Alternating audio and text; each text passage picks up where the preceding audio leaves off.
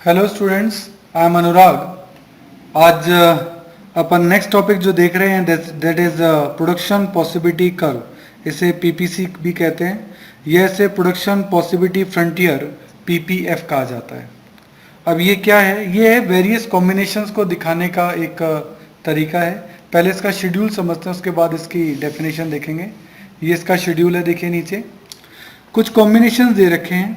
पहला कॉम्बिनेशन ए है, आप बटर बनाएंगे 0 और आप अपनी सारी मशीनें गन्स बनाने में लगा देंगे तो आप गन्स बना रहे हैं 15। दूसरा कॉम्बिनेशन ये है कि आपने गन से अपनी मशीनें हटा के थोड़ी बटर में लगा दी तो बटर का प्रोडक्शन 1 हो गया, गन्स का प्रोडक्शन गिर के 14 हो गया। अब धीरे धीरे आप अपने जो मशीनें हैं उनको बटर में ट्रांसफ़र कर रहे हैं, दैट्स वाई गन्स का प्रोडक्शन कम होता जा रहा है। 15 से 14, 14 से 12 हो गया तो ये 2 हो गया, 12 से 9 हो गया तो ये 3 हो गया, 9 से 5 हो गया तो ये 4 हो गया, 5 से ये 0 हो गया तो ये 5 हो गया। सही है। तो इस तरह से जब बटर 5 बनेगा तो गन 0 बनेगी, और जब गन 15 बनेगी तो बटर 0 बनेगा। इस तरीके से वेरियस कॉम्बिनेशन देना कि हाँ भाई दो कॉम्बिनेशन क्या हो सकते हैं बटर और गन के, और इन दोनों गुड्स के अंदर क्या कॉम्बिनेशन हो सकते हैं, उसके वेरियस कॉम्बिनेशन देना, इसी को अपन पीपीसी कर्व से इसमें देखेंगे। देखिए क्या हम ये देख रहे हैं कि जब बटर 0 था तो गन्स थी 15, ये 0 ये 15। फिर बी पॉसिबिलिटी ये हुई कि बटर 1 है तो गन्स 14 है, बटर 1 है तो गन्स 14 आ गई यहाँ। फिर बटर 12 है तो गन्स 2 हैं, जब बटर 9 है तो गन्स 3 हैं, जब बटर 5 है तो गन्स 4 हैं, और जब बटर 5 है तो गन्स 0 हैं, जब 4 है तो 5 था। तो इस तरीके से ये वेरियस कॉम्बिनेशंस आपने इस तरह से जोड़ दिए हैं। और इसकी शेप जो है थोड़ी कॉनकेव है, जिसे अपन केव किसको, जैसे ये गुफा जैसा बन रहा है ये, है ना, तो इसको क्या कह रहे हैं, कॉनकेव कह रहे हैं। तो इस तरीके से पीपीसी क्या है, कह रहे हैं प्रोडक्शन पॉसिबिलिटी फ्रंटियर या PPC refer to the graphical representation of possible combination of two goods. देखो ग्राफिकल प्रेजेंटेशन ये ग्राफिकल है, पॉसिबल कॉम्बिनेशन ये वेरियस कॉम्बिनेशंस आपको दे रखे हैं, ऑफ टू गुड्स तो दो गुड्स हैं butter and guns, that can be produced with full and efficient use. हमको फुल यूज करना है, एफिशिएंट यूज करना है, ऑफ गिवन रिसोर्सेज जो भी हमें रिसोर्सेज गिवन है, एंड अवेलेबल टेक्नोलॉजी जो भी हमें उस वक्त बेस्ट टेक्नोलॉजी अवेलेबल है। तो ये सारे वर्ड उसमें यूज होने चाहिए, graphical presentation, possible combinations, two goods, full and efficient use and of given resources and available technology. Only two goods are taken. The two goods have been taken just for the sake of simplicity and easy understanding. हमने यहाँ दो goods ली हैं। PPF is also known by the following name. इसके कुछ name और भी हैं जो कि अपन को ध्यान रखने हैं। Production possibility curve, transformation curve, transformation frontier, production possibility boundary and transformation boundary. ये कुछ अदर नेम है जो अदर बुक्स में भी दे रखे हैं। कुछ अजम्पशंस हैं पीपीएफ के। Production possibility frontier is based on the following assumption. Number 1, the amount of resources in an economy is fixed but these resources can be transferred from one use to another. तभी तो हम मशीनें gun से उठा के कहाँ लगा रहे हैं, बटर में लगा रहे हैं। With the help of given resources only two goods can be produce. हम केवल दो ही गुड्स का कॉम्बिनेशन लिया है, बटर एंड गन का। The resources are fully and efficiently utilise. हम इसको फुली यूज कर रहे हैं जितना हम मैक्सिमम कर सकते हैं। Resources are not equally efficient in production of all product. यानी कहने का मतलब ये है कि गन जो मशीनें बना रही थी या जो मजदूर बना रहे थे वो बटर उतना अच्छे से नहीं बना पाएंगे, ये मान के चला जा रहा है कि एट प्रेजेंट वो गन बना रहे हैं तो वो अपना बेस्ट तो गन में ही दे रहे हैं। अगर हम उनको शिफ्ट करेंगे बटर के अंदर तो प्रोडक्शन तो वो कर लेंगे लेकिन उतना अच्छा नहीं कर पाएंगे। No change in technology, technology में कोई चेंज नहीं है। ये सब चीज़ें अपन को अजम्पशंस के तौर पे ध्यान रखनी चाहिए। ये आपका शेड्यूल है और ये इसका चार्ट है। इसमें एक वर्ड आ रहा है एमओसी, है ना, और MRT marginal rate of transformation या मार्जिनल अपॉर्चुनिटी कॉस्ट। ये क्या होता है, लॉस अपॉन गेन। जितना यहाँ लॉस हुआ, लॉस कितने का हुआ 1 का, और गेन कितने का हुआ 1 का। फिर लॉस हुआ यहाँ 2 का और गेन हुआ 1 का। फिर यहाँ लॉस हुआ 3 का, फिर यहाँ लॉस हुआ 4 का, फिर यहाँ लॉस ऑफ 5। अब जरा लगातार देख रहे हैं आपका लॉस बढ़ता जा रहा है ना। इसका फॉर्मूला क्या होता है? इसका फॉर्मूला होता है लॉस अपॉन गेन। तो लॉस आप देख रहे हैं लगातार बढ़ रहा है ना। इसको बोलते हैं इंक्रीजिंग एमओसी या इंक्रीजिंग एमआरटी। जब भी इंक्रीजिंग एमओसी होगा ना, तब ये हमेशा कॉनकेव बनेगा। कॉनकेव कब बनता है? जब इंक्रीजिंग एमओसी होता है। ये जब भी बढ़ रहा होगा ना लॉस आपका, तब हमेशा कॉनकेव बनेगा। ये बात याद रखने की, इस पूरे चैप्टर में हमेशा कॉनकेव ही बनेगा, क्योंकि आपका लॉस लगातार बढ़ेगा। क्योंकि हम ये मान के चल रहे हैं कि एट प्रेजेंट वो गन में अपना फुल एफिशिएंट यूज कर रहा है। अगर रिसोर्सेज को बटर में शिफ्ट किया जाएगा तो उतना अच्छा प्रोडक्शन नहीं हो पाएगा इस थीम के कारण।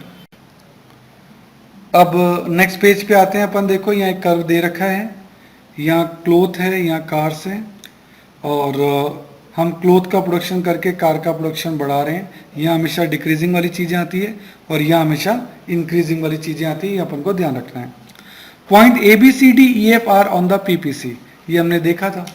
Hence they are show fuller and efficient utilisation of resources. ये देखो इस डायग्राम में हमने देखा था A B C D E F, ये इस लाइन पे पॉइंट्स हैं, ये फुलर यूटिलाइजेशन के पॉइंट्स हैं। सही है। अब यहाँ एक डायग्राम दिया गया, उसमें दिया गया यहाँ पॉइंट के लिखा है, पॉइंट के लाइंग बिलो द पीपीसी, ये पीपीसी के अंदर है। It show inefficient and under utilisation of resources, क्योंकि आप यहाँ फुलर यूटिलाइजेशन कर रहे थे। अगर आप इसके नीचे करेंगे, इसके अंदर करेंगे, तो इसका मतलब आप फुलर यूटिलाइजेशन नहीं कर रहे हैं। तो पॉइंट के अंडर यूटिलाइजेशन का पॉइंट है।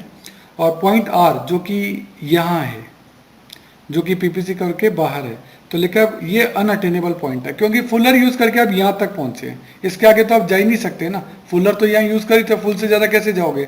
इसलिए पॉइंट आर के लिए यहाँ लिखा है unattainable at the given resources, कि गिवन रिसोर्सेज से तो हम इसको अटेन कर नहीं सकते। हाँ, अब अगर टेक्नोलॉजी इंप्रूव कर जाए, प्रोडक्शन बढ़ जाए, तो बात अलग है। अदरवाइज गिवन रिसोर्सेज से तो हम इसको अटेन नहीं कर सकते, ये अनअटेनेबल है। अब अनअटेनेबल कॉम्बिनेशन किसको कहते हैं?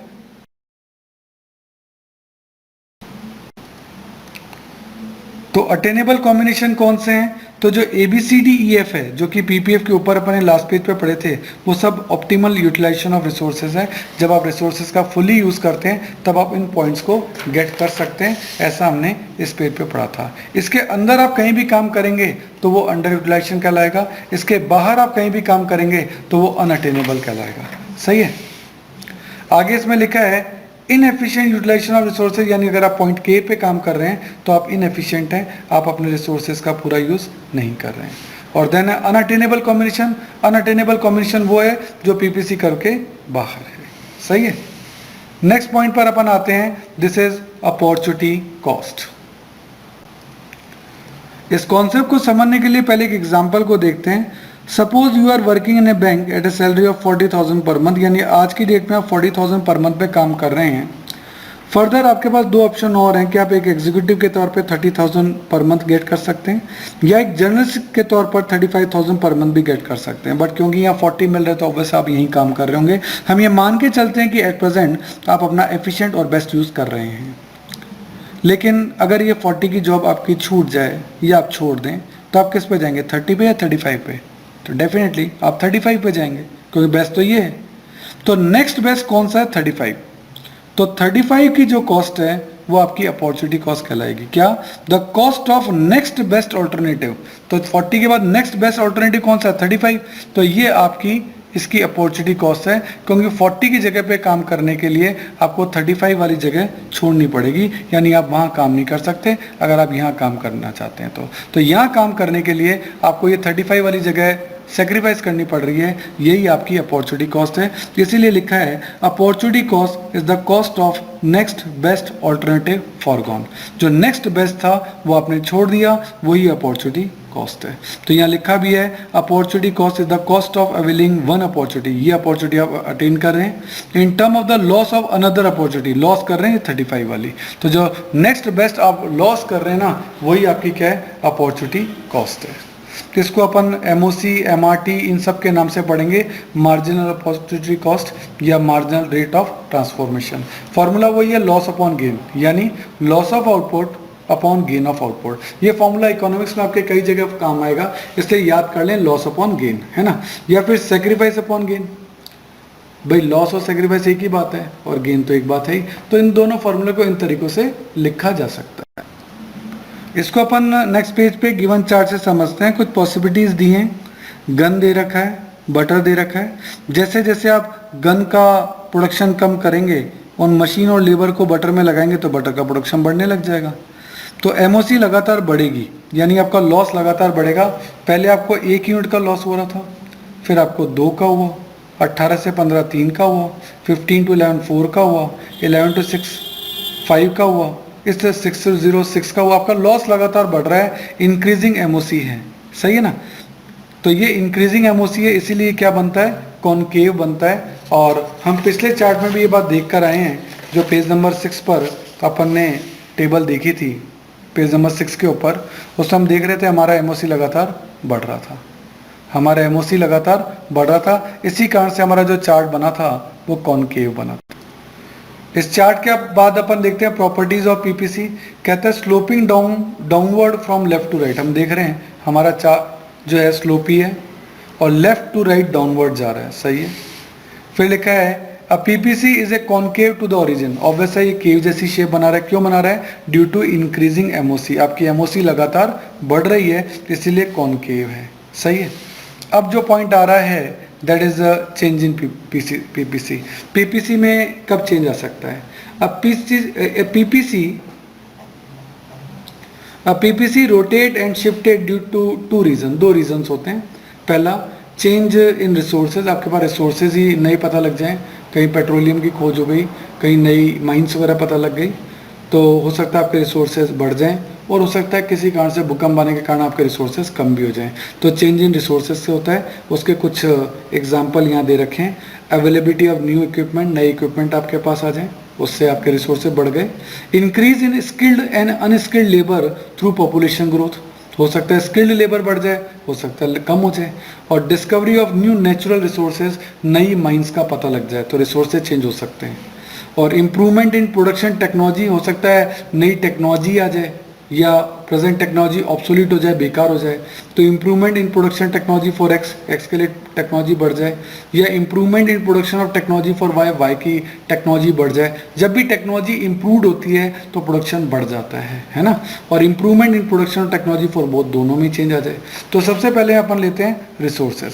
Change in PPC due to resources, increase हो जाए। इंक्रीज कब होगी, जब ये 0 है, 0 से ये दूर जाएगी, 0 से दूर जाएगी, यानी राइटवर्ड शिफ्ट होगी। इसलिए यहाँ लिखा है राइटवर्ड शिफ्ट इन पीपीएफ, सही है। जो रिसोर्सेज आपके बढ़ गए हैं, जिसके कारण से आपका प्रोडक्शन बढ़ गया और ये राइटवर्ड शिफ्ट कर जाएगा, सही है। 0 से ये दूर जा रहा है, बस राइटवर्ड शिफ्ट हमेशा 0 से दूर जा रहा है। आप 0 से दूर जा रहे हो यानी आप इंक्रीज हो रहे हो, और 0 के अगर आप पास आ रहे हो तो डिक्रीज हो। जैसे नेक्स्ट पेज पे आपको दिया डिक्रीज, लेफ्ट पार्ट शिफ्ट। अब आप 0 के नज़दीक आ रहे हो तो ये लेफ्ट पार्ट शिफ्ट कहलाता है, और ये आपकी जो टेक्नोलॉजिकल जो डिग्रेड हो गया या ऑब्सोलीट हो गया, उस कारण से आपके रिसोर्सेज खत्म हो गए, दैट्स वाई आपका प्रोडक्शन कम हो जाएगा और आप लेफ्ट पार्ट शिफ्ट हो जाएंगे। आगे आया है change in PPC due to improvement in technology. Technology improve हो जाए, जैसे टेक्नोलॉजिकल इम्प्रूवमेंट ऑफ एक्स में इम्प्रूवमेंट हो जाए। अगर एक्स में इम्प्रूवमेंट हो जाए तो ये राइटवर्ड शिफ्ट कर जाएगा, और अगर रिडक्शन हो जाए टेक्नोलॉजी में, ऑब्सोलीट हो जाए, डिग्रेड हो जाए, तो लेफ्टवर्ड भी हो सकता है। तो इसमें केवल एक्स का चेंज हो रहा है, देख रहे हो, यहाँ वाई का कोई चेंज नहीं हो रहा है, केवल एक्स में चेंज हो रहा है। ऐसे ही technology improvement of obsolescence of Y, कि टेक्नोलॉजी इम्प्रूव कर जाए तो राइट कर जाएगा, और अगर ऑब्सोलीट हो जाए तो लेफ्ट पार्ट भी कर सकता है। इसमें एक्स में कोई चेंज नहीं हुआ, तो अभी मैंने केवल एक का बताया। दोनों का भी हो सकता है, technological improvement for both X and Y, rightward shift, दोनों में ही इम्प्रूवमेंट हो जाए तो राइटवर्ड शिफ्ट हो जाएगा, सही है। एक्स का भी इम्प्रूव हो गया, वाई का भी इम्प्रूव हो गया, तो पूरा का पूरा पीपीसी कर्व भी राइटवर्ड शिफ्ट हो जाएगा। बीच में एक छोटी सी डेफिनेशन है इकोनॉमिक एजेंट की। इकोनॉमिक एजेंट कौन है, जो भी पर्सन जो है अपने स्केयर रिसोर्सेज फुलफिलिंग करता है about square resources for fulfilment of their motive, अपने मोटिव को पूरा करने के लिए अपने रिसोर्सेज का बेस्ट यूज करता है, वो इकोनॉमिक एजेंट कहलाता है। जैसे कंज्यूमर चाहता है मुझे मैक्सिमम सेटिस्फेक्शन मिले, वो अपने स्केयर रिसोर्सेज का यूज़ करता है। एक प्रोड्यूसर चाहता है मुझे मैक्सिमम प्रॉफिट मिले, और गवर्नमेंट चाहती है मुझे हमें मैक्सिमम वेलफेयर मिले पब्लिक का। तो ये सभी इकोनॉमिक क्या है, एजेंट हैं। सही है, आगे चलते हैं। लिखा है can PPF be a straight line, क्या ये स्ट्रेट लाइन हो सकता है? ये स्ट्रेट लाइन तब हो सकता है जब MRT marginal rate of transformation constant हो, जबकि हम जानते हैं तो इंक्रीजिंग होती है। दैट्स वाई ये कभी कांस्टेंट तो हो नहीं सकती, इसीलिए पीपीसी कर्व कभी भी स्ट्रेट लाइन नहीं हो सकता। आगे चलते हैं।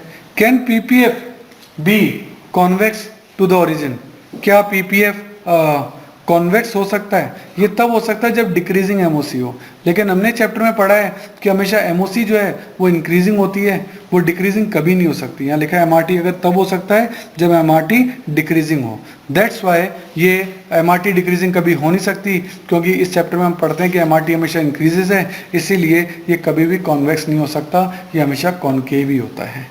ठीक है, तो ना तो पीपीसी कर्व स्ट्रेट लाइन हो सकता है और ना ही पीपीसी कर्व कॉन्वेक्स हो सकता है, वो हमेशा कॉनकेव ही रहेगा ड्यू टू इंक्रीजिंग एमओसी। अब ओवरव्यू ऑफ पीपीएफ या पीपीसी बता दूं। पीपीएफ स्लोप डाउनवर्ड, पीपीएफ हमेशा डाउनवर्ड होता है, ये कॉनकेव होता है। Transformation of one good into another, upon gun और बटर का एग्जांपल देख सकते हैं। If the economy operate on PPF like, अगर ये ABCD पॉइंट पे काम कर रही है तो फुली एफिशिएंटली यूटिलाइज हो रहा है। अपन ने देखा भी था अपने पेज नंबर 6 पर किस तरीके का अपन फुली यूटिलाइज कर रहे हैं। फिर आपका आया if the economy operate at point inside PPF point के पर, तो वो इनएफिशिएंटली यूज़ कर रहे हैं। अगर अंदर आ जाए किसी पॉइंट के ऊपर तो फिर वो इनएफिशिएंटली यूज़ कर रहे हैं, अगर यहाँ आ जाए। और अगर इसके बाहर चले जाए तो वो अनअटेनेबल पॉइंट होता है, ये भी अपन ने पढ़ा था।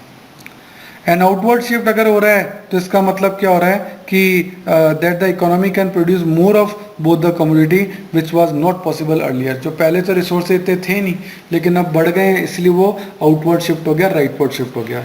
इनवर्ड शिफ्ट वो तब होता है जब आपकी कैपेसिटी कम हो जाए, टेक्नोलॉजी ऑब्सोलीट हो जाए, तो इस कंडीशन के अंदर वो इनवर्ड शिफ्ट भी हो सकता है। कहता है कि इसको ट्रांसफॉर्मेशन कर्व क्यों कहा जाता है? तो देखो, एक गुड्स से आप अपने रिसोर्सेज को शिफ्ट कर रहे हो दूसरी गुड्स के अंदर, तो आपकी इकोनॉमी ट्रांसफॉर्म हो रही है। पहले वो गन्स बना रही थी, अब वो बटर बना रही है, इसीलिए इसको ट्रांसफॉर्मेशन कर्व भी कहा जाता है कि पहले आप दूसरी चीज़ें बना रहे थे, अब आपकी इकोनॉमी दूसरी गुड्स के अंदर ट्रांसफॉर्म हो रही है। तो इस तरीके से पेज नंबर 10 तक अपन ने टॉपिक किया है। तो इस वाले टॉपिक को एक दो रीडिंग कर लें, इससे आपको इस चीज़ में और अच्छा परफेक्शन आ जाएगा। Okay, thank you.